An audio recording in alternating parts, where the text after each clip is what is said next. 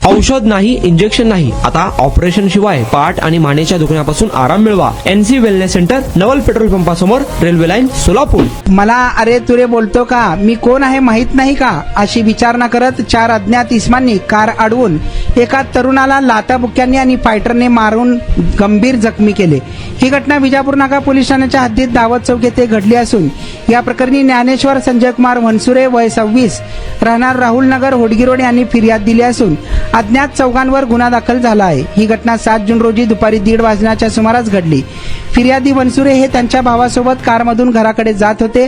दावत चौक परिसरात एका स्कूटीवरील व्यक्तीने मागून कार समोर येत गाडी थांबवण्याचा प्रयत्न केला. त्यानंतर आरोपींनी त्यांची स्कूटी कारच्या पुढे लावली.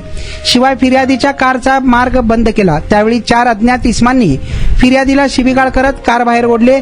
त्यातील एकाने फायटरने फिर्यादीच्या कपाळावर मारून गंभीर जखमी केले, तर दुसऱ्याने लाथाबुक्क्यांनी आणि लाकडी काट्यांनी मारहाण केली असे फिर्यादीत म्हटले आहे.